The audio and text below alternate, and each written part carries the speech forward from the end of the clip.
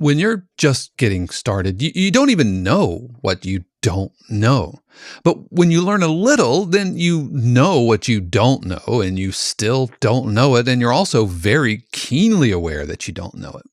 But you keep learning, and you're starting to know it, and you realize there's more to know, but now at least you know how to know it, and you keep at knowing it until finally you know what you know. You know there's more to know, but you've stopped thinking of what you know because now you know it. These are, in a nutshell, the 4 stages of conscious competence. And it's the path most of us take when learning any new skill. So on today's show, I want to unpack each of these stages and discuss how they correlate to the production music process.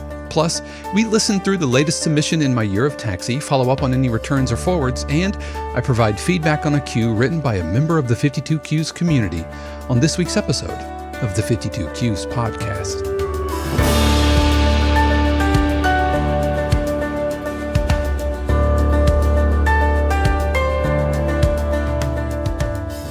What is happening, everybody? This is Dave Croft, and welcome back to another episode of the 52 Cues podcast, a weekly podcast dedicated to all things production and library music, where we talk about industry topics and take deep dives into the different aspects of being a working production music composer. Plus, in my Year of Taxi update, we're going to check in on any returns or forwards and take a listen to this week's submission, which is another contemporary hip-hop cue. And then a little later on, we're going to stay in the hip-hop lane, and I'm going to give feedback on the hip-hop cue written by 52 Cues community member Steve Mochel, so you definitely want to stick around for that. If this is your first time here, welcome. I'm so glad you found me, however you found me. I know you have a ton of options out there, whether you're watching on YouTube or listening to the audio podcast in the go. I just want to thank you for spending part of your day here with me. I also want to give a special word of thanks to the family, friends, and patrons of 52 Cues who help keep the podcast, the channel, and everything going. We're 100% community supported, so if you like what I do here, don't thank me, thank them. But if you want to learn more about how you can help support 52 Cues and also unlock extra perks like live streams, workshops, Zoom feedback sessions, and a ton more, then be sure to click on the links in the description, or stick around because we're going to be talking about that a little bit later in today's episode. So let's jump into my Year of Taxi update, and I have heard back from the Epic Hip Hop search, and I'm sad to say it was a return. It was a return, and I got to admit, I'm feeling salty about this one. And before we go on, let's I want to get this back in our ears a little bit here.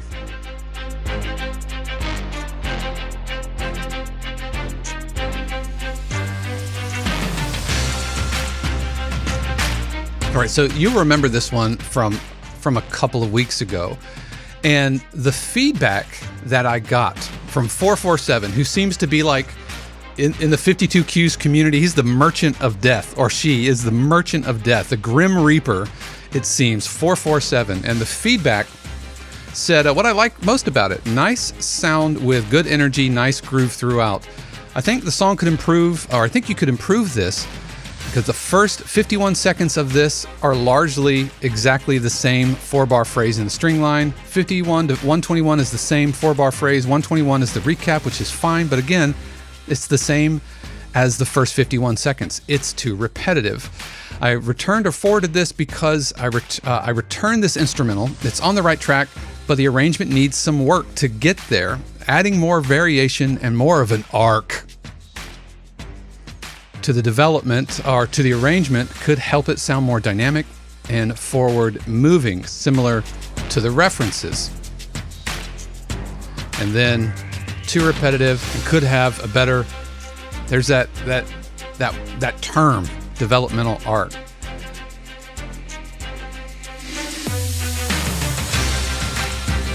And so that's knockout round. It was a return. And I'm not necessarily salty because it was return. I'm salty because I disagree. I disagree. And I don't want to go all like Goodwill Hunting, how about them apples and all of that stuff. And I'm not here to like flex my IMDb credits or whatever. But if they're looking for a sports broadcasting cue, right? For sports, I'm assuming live sports, then repetition is the name of the game. Repetition where the energy stays largely the same, but the energy builds a lot more subtly. And so, all right, so we've got a little intro. We're adding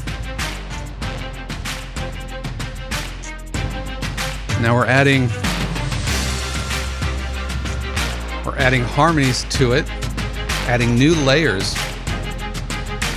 But for sports broadcasting, they need it to sit in the background. It can't be lots of starts and stops. It just can't. I've worked with a publisher now for 9 years, and he has 35 years in the industry.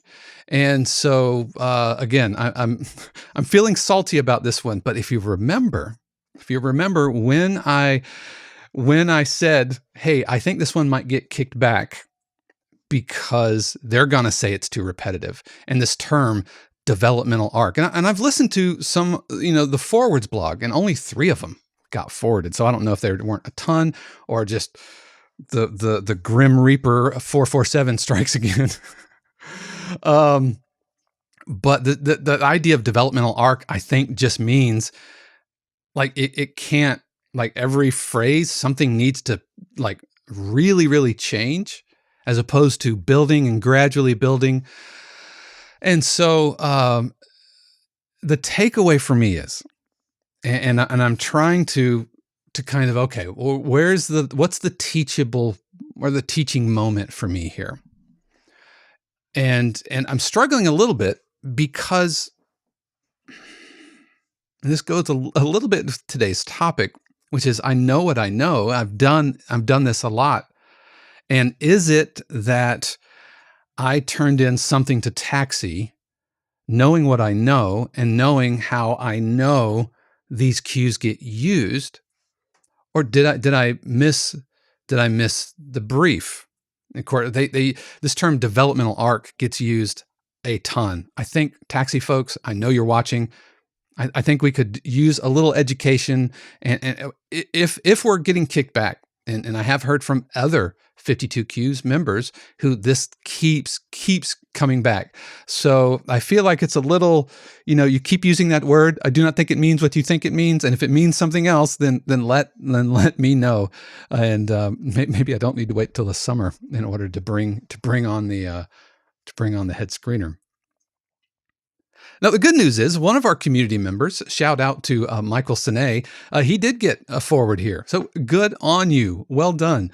And I've heard forwards in for these kind of briefs earlier, and yeah, I'm just not sure that what this was returned for jives with my own experience in this segment of the industry. I mean, we want to talk about piano cues. Yeah, I'll 100% take my lumps for that one. And if we want to talk about that dramedy cue, the slide whistle pushed it out. Yeah, okay, I'll take my lumps for that one. That's on me. Mea culpa. But man, if you're like, hey, you need to have a developmental arc like these commercially released hip hop records, and you're saying sports, that doesn't always jive. So I have beef with this return, and I am asking myself, Dave, take a breath, take a moment, and did you not read the bleeping brief? I've got it, the sign, it's right there, hangs out there behind me. Did I not read the bleeping brief? And pretty sure I did. But if you're saying the form needs to look like these commercially released artists, I know for a fact that sports broadcasters and music supervisors aren't looking for that. Yeah. So there it is. Again, feeling a little salty, but the good news is I have already sent that on to my CBS publisher, and it's already been sent up to the package going up for March Madness, which is a little, how about them apples moment? And I promise not to be salty anytime I get a return. It does sting, especially in a segment that I know very, very well. But I don't know. Even now, as I say that, I'm like, am I just, sour grapes here? Perhaps. But they missed the mark. 447, you missed the mark on this one, unless there's some code in the reference, in the brief, that I don't understand based on my experience, my own personal experience in the industry. And I'd love to know why there were only three submissions. So again, it went on to the publisher, and who knows? It would be super vindicating if it shows up on March Madness, but we'll see. We will see. So this week's search is another contemporary hip hop cue, and we talked about that last week. And I leaned into a drill, which is like UK drill, which is a subset of trap, and which is a subset of hip hop, and usually around 140 to 145 beats per minute. So it feels like this slow halftime. And what I like about drill cues is how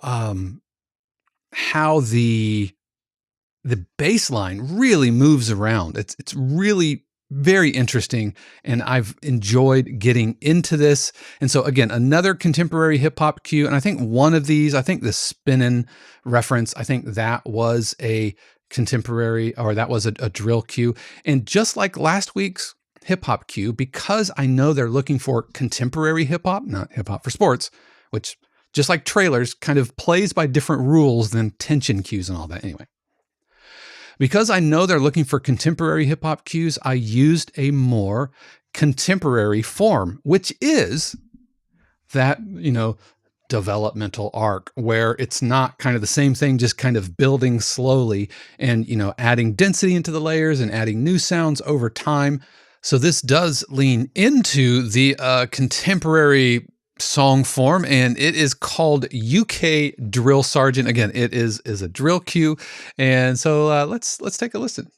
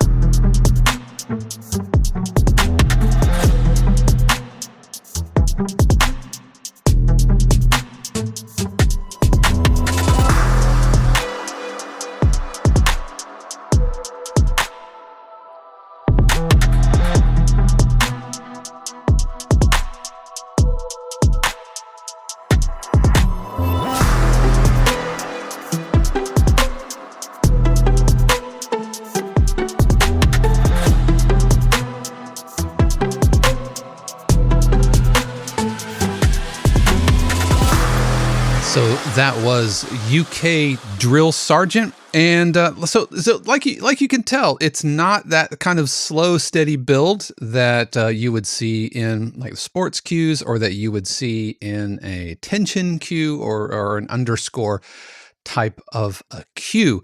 And we'll see if they dig it. One of the challenges that I'm starting to notice during this year of taxi, because now we're 2 months into it, 2 months into my year of taxi, where I'm being super deliberate, writing a taxi brief every single week. And I've got my next couple of weeks sorted out, and I'm just waiting for briefs to come in that are interested in me.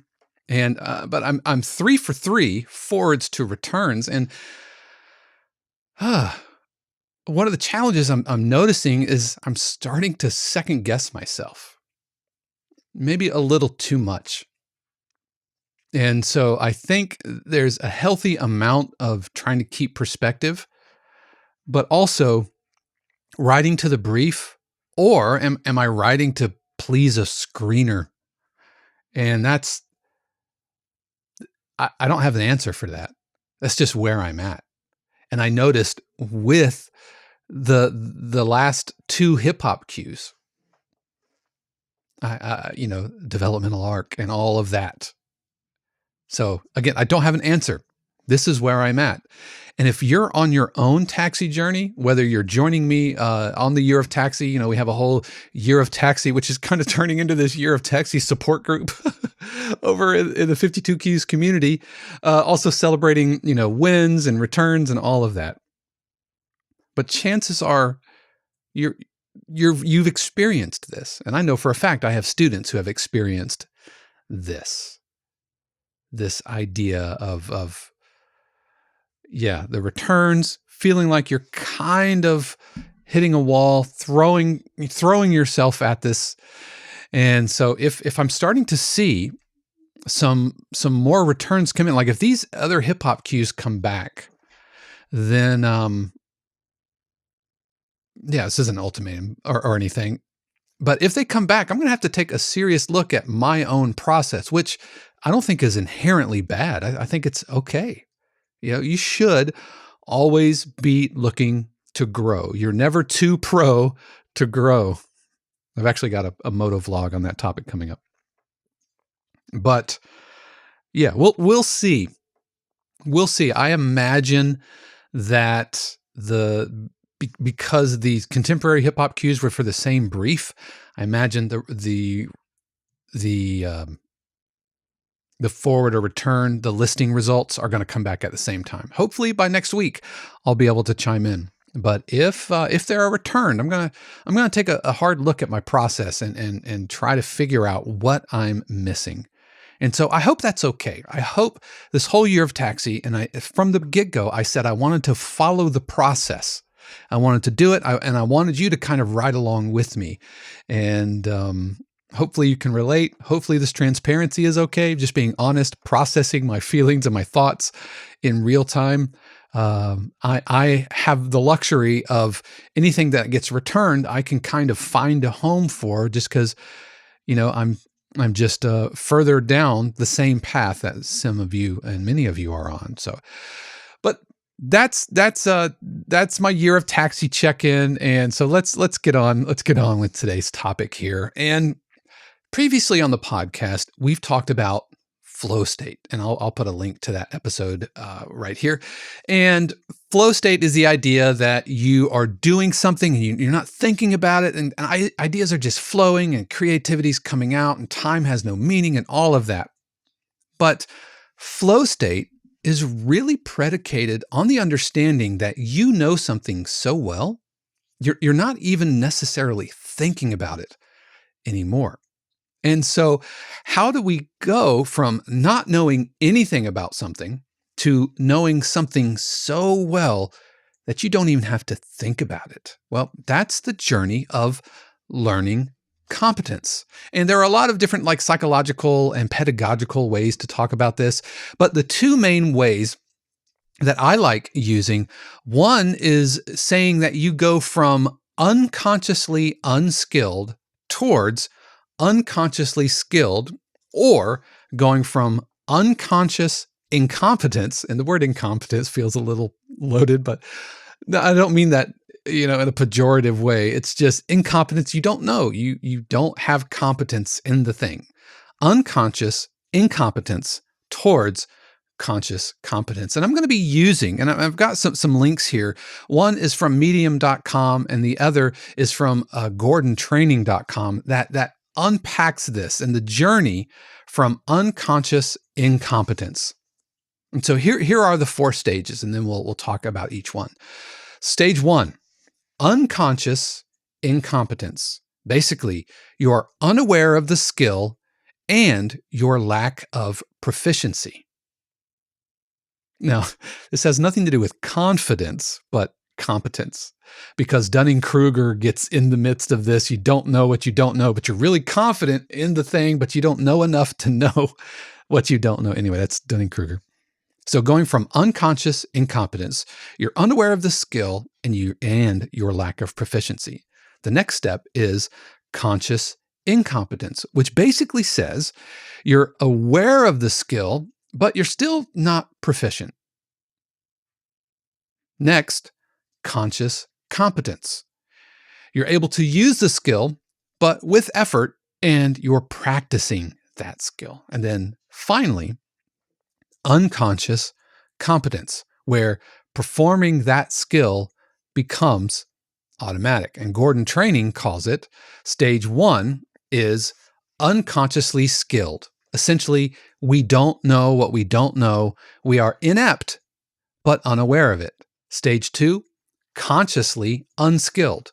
We know what we don't know, and we start to learn at this level when sudden awareness of how poorly we do something shows us how much we need to learn. Let me say that again.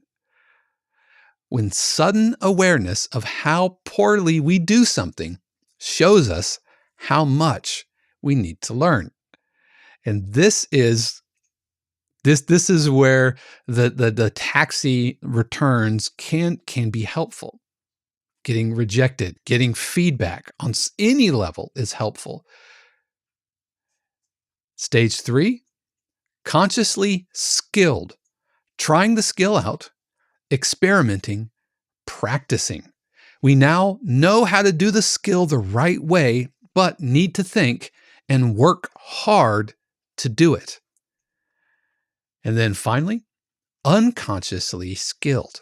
If we continue to practice and apply the new skills, eventually we arrive at a stage where they become easier and, given time, even natural. And that, my friends, that's where flow state exists. Now, is this a linear journey? No, it's not. It's not like you sit down to do production music and then you start knowing nothing, and then you know everything about production music. You have no more room to grow, and you're perfect. I'm asking myself, is this where I am with sports cues? Do I think I'm unconsciously skilled, but in reality, I'm more consciously skilled, and I've got room to grow? We all have room to grow.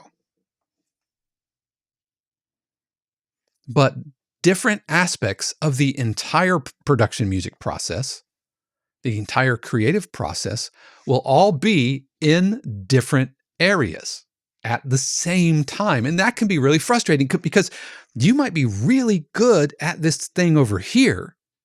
You might be unconsciously skilled in this thing over here. But you're consciously unskilled in this other aspect. I've lost count the number of talented, successful musicians and performers who live in consciously unskilled and get super frustrated because you've had all of the success as a performer. You might be a recording artist. You might have played, giant stadiums. I have a student I work with who is currently on tour with an artist who you have absolutely heard of. And I did a one-on-one session. They were in the underbelly of the arena that they were performing in, right? And here at like 6 in the morning or something, before the day starts, we have a one-on-one session. And this person is an extremely talented musician, music director, but they don't necessarily know much about the production music world. And when you've achieved a certain amount of success and you become aware of what you don't know, and walking that journey of the learning process can be super frustrating because you want it to happen now. You put your 10,000 hours in. Your Malcolm Gladwell in Outliers talks about 10,000 hours towards mastery, and you've put your 10,000 hours in here. It's not to say that you have to start over with 10,000 hours in production music, but you're not starting at 9,000 hours. You have to relearn. Songwriters coming into the production music process have to relearn. They have to back through the stages, and that can be frustrating. So starting with stage 1, unconsciously unskilled or unconscious competence. This is, I don't know what I don't know. All I know is I like it and I want to know more about it. We all start here somewhere. I see students all the time at Full Sail who don't know anything about the production music industry. They've never even thought about who writes the music for Dr. Pimple Popper. Never thought about it.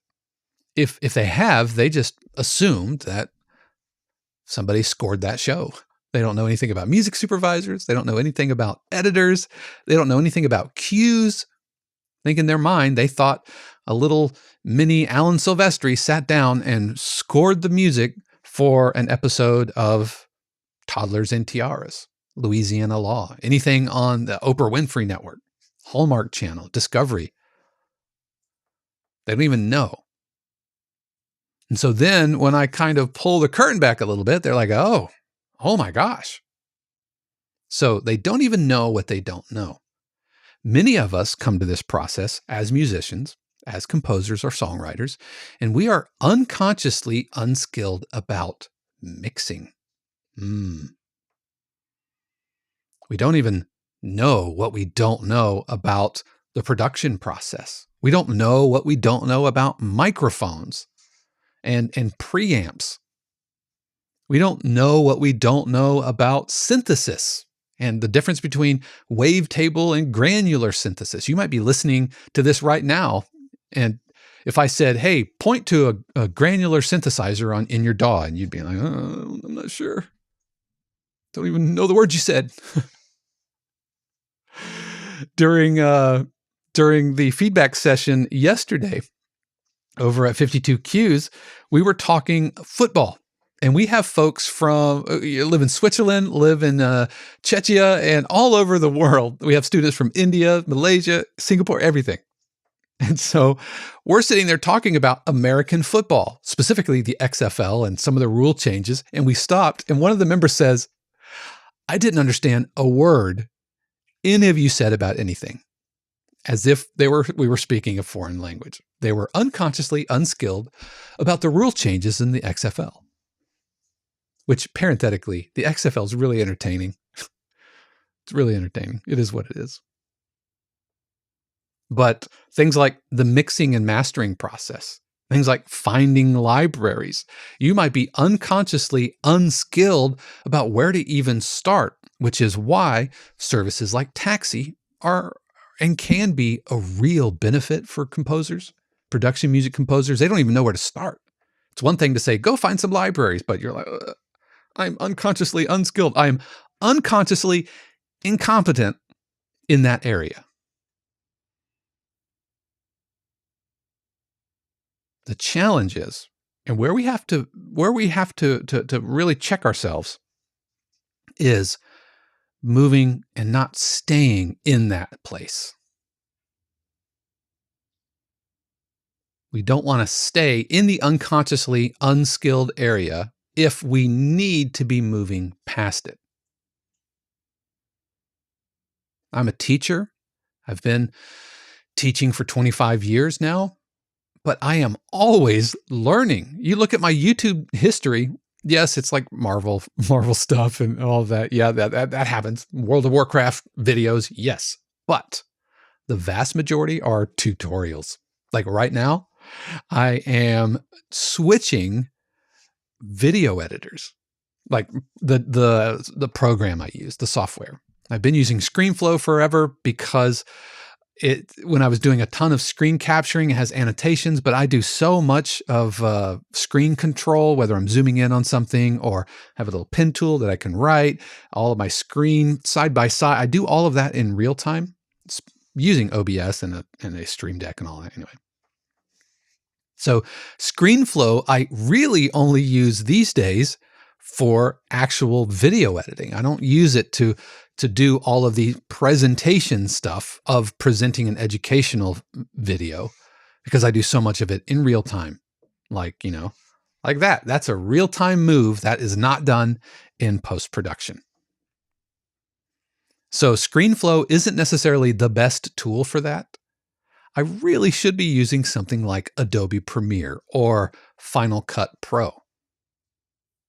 But I am unconsciously unskilled when it comes to Final Cut, and I'm barely consciously unskilled when it comes to Adobe Premiere. So I've been watching a ton of tutorials, hours of tutorials between the two. Do I want to go Final Cut? Do I want to go Premiere? At the end, I think I'm going to go Premiere because Shannon uses Premiere. She is all into the Adobe ecosystem, and it doesn't make sense for me to learn a different NLE, that's nonlinear editor. I think that's the video term. The same way we say DAW, they will say NLE, I think. It doesn't make sense for me to learn Final Cut, and then if I need to send her something, we can both work in Premiere. So I'm learning Premiere and watching tutorials, taking LinkedIn videos, Mac Pro videos. I'm always, always, always learning. And I think you should be too. We should all be students because things change, industry trends change, software changes, and we have to change with it. So we don't want to live in unconscious incompetence. It's okay if you're there, but we want to grow past that into consciously unskilled or consciously incompetence. And for me, I spend most of my time, most of my life between conscious incompetence into conscious competence. Consciously unskilled to consciously skilled. That's where the bulk of my learning happens. Because, well, let's take video editing, for example. I'm not going to be a professional video editor. So I don't think I'm ever going to learn Adobe Premiere the same way that an editor editing for 8 to 10 hours a day will know it. That's unconsciously skilled. I'm probably not going to learn Premiere that way. So there's always going to be something I'm going to need to look up, a quick key or whatever. But logic, absolutely work towards unconsciously skilled or unconsciously competence to where doing things in the DAW becomes automatic. But back to consciously unskilled. This is a lot of what 52Qs is about, helping you understand the industry and helping you traverse from consciously unskilled to consciously skilled. And that process isn't overnight. It's not immediate, but it does move forward. And you'll find certain aspects will start with, hey, I know I don't know how to do this. I'm going to look it up. Then you add it to your practice and it becomes part of what you do. So maybe mixing or doing EQs or complementary EQ curves or light mastering or ozone or modulation parameters. That goes from an unskilled place to a consciously skilled place. So again, consciously unskilled. We know what we don't know, and we start to learn at this level when sudden awareness of how poorly we do something shows us how much we need to learn. All of the feedback that I provide. Attempts to go and help folks from the stage 2, consciously unskilled, to stage 3, trying the skill out, experimenting, practicing. We now know how to do the skill the right way, but need to think and work hard to do it. And the more you do it, the easier it becomes, and the more second nature it becomes, and the more automatic it becomes. And that's the crux of it. That's what 52 Qs is all about, helping you get from stage 1 to stage 4. With the understanding that stage 4, while the goal is a lifelong goal, you're not going to just wake up one day and I don't have to think about it anymore. Part of the challenge I'm having with that epic sports stuff is I thought it was in the consciously or unconsciously skilled spot. The dramedy cues, I thought that was in unconsciously skilled. And the development and creating the sounds and all of that, that is somewhat unconsciously skilled. But in my unconsciousness, going back to Waltz of Shame, in my unconsciousness, I added something that pulled it out because I was no longer keeping the brief in mind, and it pushed it out of what it needed to be. And it got returned. And I think rightfully so. Rightfully so. But the part where I'm like second guessing myself, there's a difference between, oh, that's a blind spot and I need to be made aware of that and I want to grow past that. There's a difference between that and second guessing yourself and thinking, hey, this is what my instincts are telling me. So let's head over to the medium.com article, and I will absolutely have links to these in the description below. And I just want to talk about, or I want to read through how they've described this. Number 1, unconscious incompetence. This is the phase where you don't know what you don't know. There's a skill that you're missing, but you don't even know what it is yet. This is the most vulnerable and dangerous stage as it applies to the context of our work lives. There are a lot of things in this world we don't know, and we're okay with that. Ignorance is bliss, after all. Now, when it comes to our careers, we may not want or need to know the details of every aspect of our enterprise. When it comes to our specific jobs and our soft skills, it's disastrous for us to not know what we are missing. But then again, this stage is the starting point of all learning. So we must acknowledge that there will always be things about our jobs and ourselves that we don't know or we don't yet know we need to improve, while trusting that when the time and circumstance is right, we will naturally move to the next stage, which is knowing what we don't know. So stage 2, from medium.com. And again, I'll link to this article. Conscious incompetence. This is the stage where we realize there's a gap and identify the exact skill we need to develop. We come to terms with our ignorance and incompetence in a particular area. Here, we come to the crossroads. We have to make a decision whether to lean in and begin the journey of learning this skill, or acknowledge we have a gap in a particular area and be intentional about living with it. And woo, I'm going to read that one again. We have to make a decision whether to lean in and begin the journey of learning the skill, or acknowledge we have a gap in this particular area and be intentional about living with it. This is where I feel like I am with the solo piano stuff. Like, I know that there's a gap there, and I'm prepared to be okay with it. Going on. What is life without consistently learning and growing, both personally and professionally? And so, once we decide we have a gap, we set to work to close it. 3, conscious competence. This is where the learning begins. Conscious competence is the stage where we are actively working on the skill, but we are yet novices. We try some things, we fail, we learn some lessons, and try again. We keep getting better. Our competence grows slowly and surely, but it doesn't come naturally yet. We still have a ways to go before our competency becomes a part of our DNA. But the key here is to be persistent and determined and not giving up. And this is the 52Qs community. Our members are nothing if not persistent and determined. And then finally, to unconscious competence, the final stage where we've mastered the new skill or behavior such that it is instinctual. We aren't practicing anymore. While we're still learning and growing, we've established a strong foundation and can be confident about our competency in that area. Yep, that's where we're going. We're not really thinking about it. It becomes instinctual. And so when you see a YouTuber like me, or a teacher like me, or like Anthony Clint Jr., see him making beats on his YouTube channel. You see somebody out there doing the thing and they make it look easy. It's not that it's easy.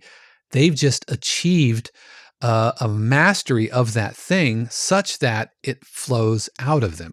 It is coming from the flow state. It's all connected. It's all connected. And so you don't necessarily see the hours, right? When I go to Anthony Clint Jr.'s channel, which is fantastic. Yeah, you should absolutely subscribe. And I see him, making beats for sync.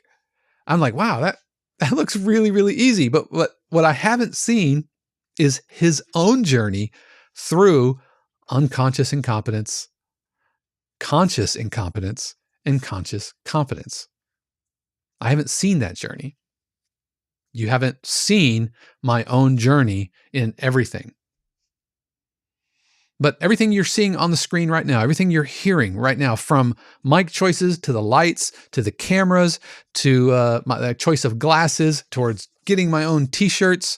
This is Shannon, by the way. It's all Shannon. To mixing, mastering, creating music, everything has gone through this journey. At one point, I was completely incompetent about lighting. I was completely incompetent about how important a camera is and what f-stops are and ISO and exposure and bokehs and f-stops. Using the tools to bring this very podcast to you went through this journey. We just have to be comfortable with it, and we have to be okay with it. We have to be okay in being incompetent in something, being unskilled in something, even, how to say this, even if you're supposed to be skilled in that thing. Teachers, talking to you, you don't have to have all the answers, right? You know that. You know that you don't have to have everything figured out. You know that you don't have to be better than your students in absolutely everything. You know that it's okay to show vulnerability and transparency to your students. Again, I'm talking to the teachers out there. You know that, right? Because that makes you human, it makes you relatable, and it builds confidence in your students that it's okay to learn. It's okay to grow into something. I do it all the time. I'm constantly learning from my students. And if I don't know something, then I will say, I don't know. Students will ask me about this or that plugin. Have you heard of this library?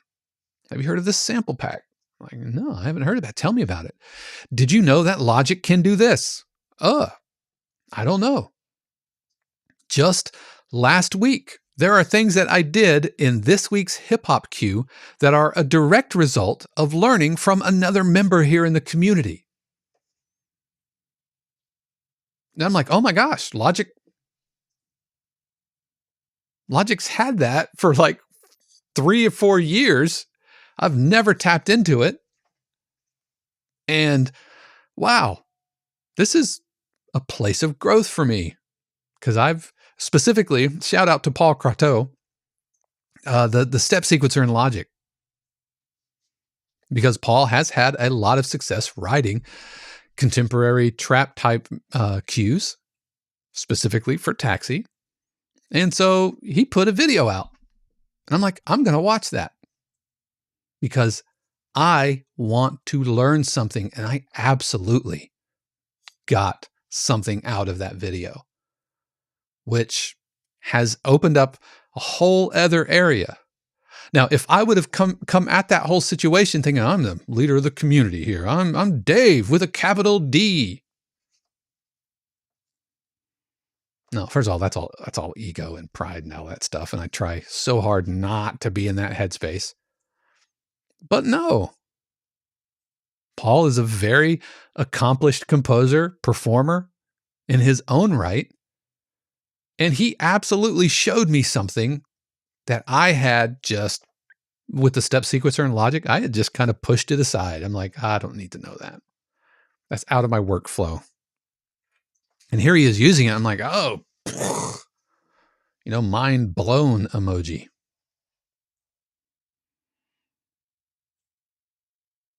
And so now I am like with the step sequencer and Logic, I was unconsciously incompetent.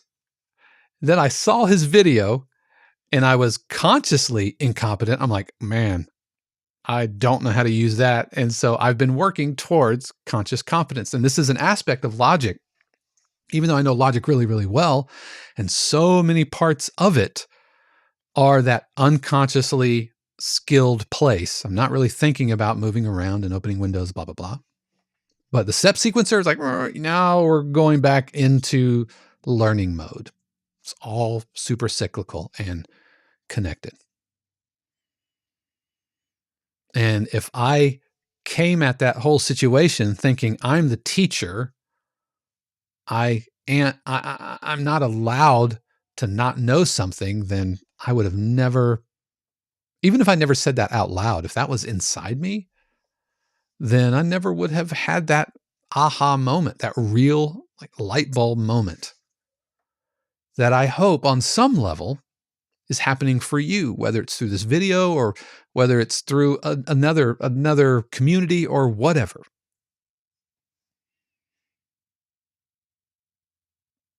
I'm hoping that you're being okay with the discomfort, I should say, of not knowing something. Not knowing what you don't know is bliss. You don't know what you don't know. So maybe you just try something and it works out. You don't know about making hip hop beats. And so you just try it. And in the process of trying it, then you learn what you don't know. Then you start watching videos. You work towards knowing that thing, practicing that thing, doing it over and over until now you don't necessarily have to think about it anymore. But what about you? What are your thoughts? How is your journey from unconscious incompetence towards unconscious competence? How has that been for you? I'd love to hear your story. Why don't you let me know in the comments below? And yeah, I read all of those comments and I do make an effort to respond to them. And as I mentioned, I'm going to be having links to the article from medium.com as well as Gordon Training. So absolutely worth the read. And I would encourage you to check that out. All right, so we are going to take a quick break and we're going to hear from Mrs. 52Q's Shannon Croft, who's going to tell us all about the community. But when we return, we are staying in the hip hop mindset and we are going to be checking out a contemporary hip hop cue written by 52Q's community member, Steve Mochel. Hey y'all, I'm Shannon Croft, and I want to tell you that the 52 Qs podcast is made possible by viewers and listeners just like you, composers and producers who are looking for a better way to connect and collaborate. You see, 52 Qs isn't just another website selling static, pre-recorded videos to a mass audience. It's a fun, vibrant, and positive community that comes together online for sharing cues, getting feedback, and discussing what's up in the production music industry. You'll find both personalized feedback and live interaction, which are the best and fastest ways to grow your skills and earn more placements. The best part is that the 52 Qs community is absolutely free. And when you're ready to take your career to the next level, we offer friends and family subscriptions, which unlock weekly live streams, live interactive group feedback sessions, monthly interactive workshops, and more. Head over to 52qs.com and sign up today. And while you're there, check out our personalized feedback videos, private lessons, and of course, merch. I can't wait to see you at 52qs.com.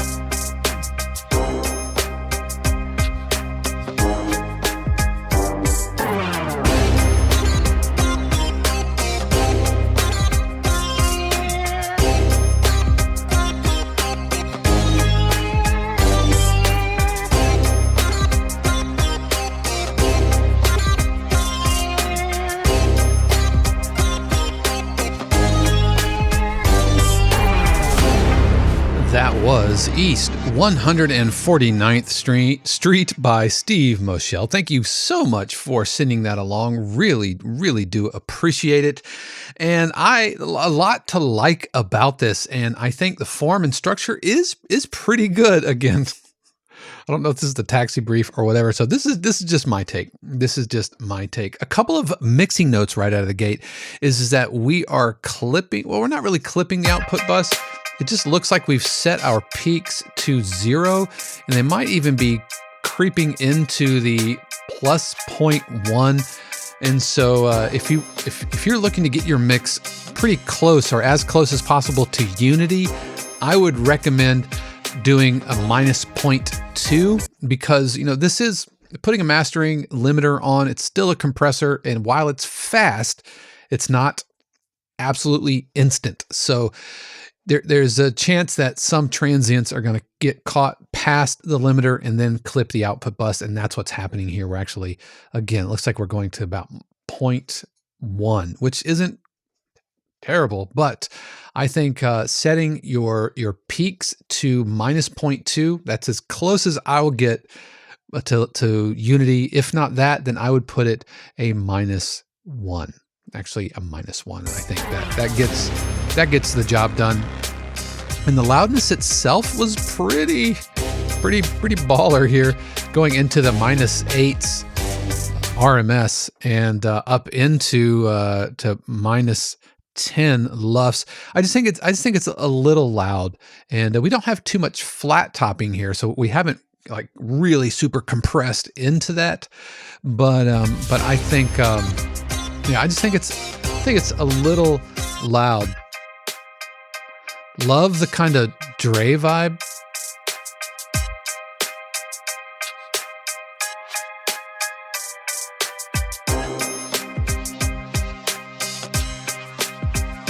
Love the guitar in this. It's got kind of an Eminem Lose Yourself vibe.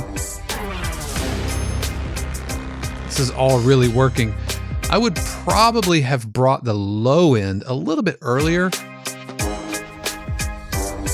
because we have the kick drum here. Let me remove that. So we have the kick drum.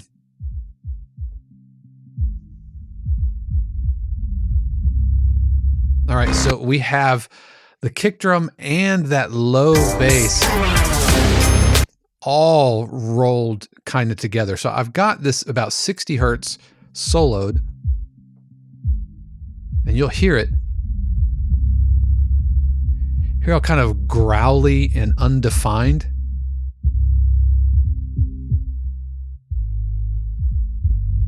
And so I think we need to do a better job of creating complementary EQ curves so that the low end, the bass and the kick, can kind of coexist. My recommendation would be to use a dynamic sidechain on the kick. So when the kick is by itself, it has that low end, has that 60 to 70 hertz range all to itself. But then when the bass kicks in, you're going to push out just that range, just where they're overlapping. So it's kind of related to sidechain compression, except we're not compressing the whole thing. We're just compressing, or we're just pushing certain frequencies out. And so that's how I would solve that. And that's what I actually did in my other cues. That way the kick can have the low end, can have that thump, that bassy thump when the bass isn't sounding. But then when the bass comes in, the bass kind of occupies that space. Because right now, it's right on top of each other, and I think it's just creating mud in the mix. And it does seem a little bright. If we're looking at the mix itself, it is looking a little brighter, where the low end is around 6 dB or so, 5 to 6 dB over unity, where the highs are pushing minus to minus 10. Over unity. So I would just be careful, or 10 dB over unity. I would just be careful with that. We could probably take this whole mix, and if I were to, and I wouldn't put this type of curve on it, but we could probably take the whole mix and just kind of shift it. So bringing the highs down, bringing the lows up. And I don't think we actually need to bring the lows up. I think the lows sound pretty solid. I think it would be a high, might even just be a shelf or something. Oh, I like the little reverse there. Yeah, those little details are really nice. And I would keep that in the clear though. So instead of going, just keep it totally in the clear, and maybe let the reverb tail kind of cut through. So creating a little bit of break, and that's what you can get away with really in these contemporary hip hop cues, by taking kind of, I call them hip-hopisms, these little elements, these starts and stops, which are just inherent in these hip-hop tracks. All this ear candy, little one-time starts and stops. And this is what I did for my hip-hop cue. I actually took a commercially released hip-hop record, and I kind of used it as a structural blueprint of where the stops are. And admittedly, some of them line up with the but the lyrics. And so it doesn't make sense all the time, but it's a really good spot to start. And then the last thing I'll say is I am not a fan at all of that lead synth sound. I don't know. It just, I don't hate the melody.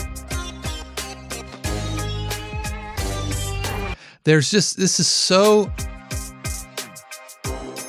like, we're in firm Dr. Dre, Snoop Dogg territory kind of vibe here, and I don't necessarily hear him using a sound like that. I think if we're going for that West Coast kind of West Coast rap, OG, G-funk sound. I think that synth needs to be like 2 octaves higher, that kind of synth squealy little rubbery lead. Maybe do that. But